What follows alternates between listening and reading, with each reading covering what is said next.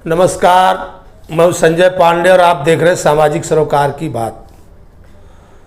तो क्या बिना शराब के हमारे वहाँ सरकारों का काम नहीं चलेगा? जी हाँ, मैं बात कर रहा हूँ आज उत्तर प्रदेश की, जहाँ पर सरकार ने अब ये फैसला किया कि 50,000 करोड़ रुपया उनको बजट जुटाना है और उसके लिए वो शराब की बिक्री रेलवे स्टेशन और मेट्रो स्टेशन पर करवाने के लिए विचार कर रहे हैं। जी हाँ, और क्या कहा इस पर अखिलेश यादव ने और वरुण गांधी ने, ये मैं आपको बाद में बताऊंगा, लेकिन पहले मैं आपको बताता हूं कि अपने देश में किन राज्यों में शराबबंदी है और क्या वहां खर्चे नहीं उठ पा रहे हैं, क्या वहां की सरकारें नहीं चल रही है। और ये ऐसा सामाजिक मुद्दा है जिस पर घरों के घर बर्बाद हो गए, कितने मर गए, कितने बेचारे गरीब से गरीबी में, अति गरीबी में चले गए। लेकिन फिर भी बड़ी बड़ी बातें सरकार तो जरूर करती है, लेकिन कहीं ना कहीं उनको शराब का सहारा लेना पड़ता है। जी हाँ, तो आज मैं आपको बता दूं कि गुजरात में बरसों से शराबबंदी है और उसके बाद बिहार में शराबबंदी है। खैर ठीक है, शराबबंदी की वजह से वहाँ पर उसकी कुछ समस्याएं भी हैं, शराब की कालाबाजारी, शराब की वजह से मर्डर, शराब अनलीगल तरीके से शराब का बनाया जाना। लेकिन फिर भी कहीं ना कहीं चल करके कुछ न कुछ तो उसके जरूर फायदे हैं। जो बॉर्डर के उनके एरिया है, जो दूसरे प्रदेशों से सटी हुई जो उनकी सीमाएं हैं, वहाँ पर तो शराब का कारोबार बड़े धड़ल्ले से चलता है।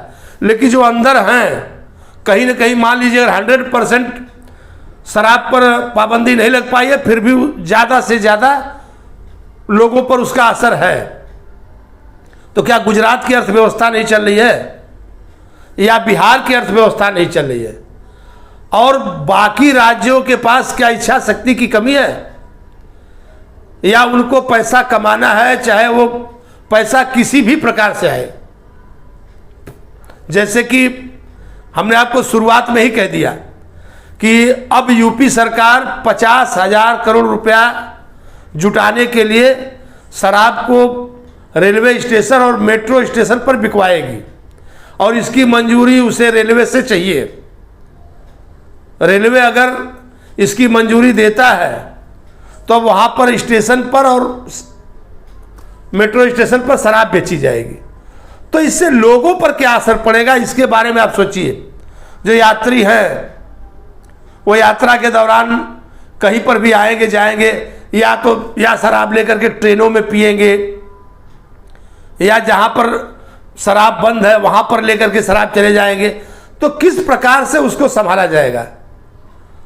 जरूर हमारे देश में जो भी जागरूक नागरिक लोग हैं, इस पर उनको सोचना चाहिए कि नहीं, किस तरह से सरकार शराब को आगे बढ़ावा दे रही है, सबकी शराब से पीछे हटना चाहिए। हमारे वहाँ तमाम लोगों ने शराबबंदी की बात की, लेकिन दरअसल जो सामाजिक मुद्दे हैं जिससे समाज का लगाव है, लोग उसके बारे में बड़े ही असहनशील हैं। वो कभी उसके बारे में सोचते नहीं या लोग भी नहीं सोचते हैं, तो सरकारें क्या करेंगी? कभी कोई प्रेशर नहीं है। ठीक इसी तरह से वरुण गांधी ने इस पर कटाक्ष किया। उन्होंने कहा कि खुद उन्होंने अपनी ही सरकार को घेरा कि क्या अब सरकार को यहाँ तक शराब बेचना चाहिए, स्टेशन और उसके जो परिसर है मेट्रो स्टेशन पे शराब बेचना पड़ेगा? ऐसा लग रहा है जैसे। और इसी बात को अखिलेश यादव ने भी उठाया। उन्होंने भी कहा कि अब हमारी सरकार को शराब बेचना पड़ रहा है, वो भी रेलवे स्टेशन पर। और मैं यूपी की जो शराब नीति है मैं उसकी बात करूंगा आपको कि बहुत पहले वहाँ पर जो देसी शराब है, देसी शराब के ठेके हुआ करते थे, बड़े बड़े मंडलों के, जिलों के ठेके हुआ करते थे। बाद में मायावती की सरकार में चल करके उसे ऑनलाइन लॉटरी के जरिए आगे बढ़ाया जाता था और जब से वही पद्धति लागू है। तो क्या अगर सरकार को उससे अर्थ कमाना है तो उसकी दशा और दिशा कुछ और बदलनी नहीं चाहिए या उसमें कोई ऐसा सुधार नहीं लाना चाहिए क्या जरूरी है कि आप रेलवे स्टेशनों पर शराब पिला करके जो यात्री यहाँ आए जाए उनको आप उसमें एक तरह से परेशान करें? और कोई भी सरकार हो हमारे देश की, चाहे किसी भी पार्टी की सरकार हो, यह बातें हर जगह है। पूरी सरकार दुनिया भर के पैसे खर्च करेंगे, लोगों को लुभावने वादे करेंगे, 2000 यहाँ देंगे, 1000 वहाँ देंगे, फ्री में बस देंगे, पावर देंगे। अरे मैं तो कहता हूँ भाई, आप सब कुछ पैसे लेकर के दो, आप कुछ भी फ्री मत दो, पर मेहरबानी करके शराब बंदी करवाओ। कहीं पर भी शराब इस कदर नहीं बिकनी चाहिए कि बेचारे गरीब पी पी करके उनकी जिंदगी और उनके घर जो है तबाह हो जाए।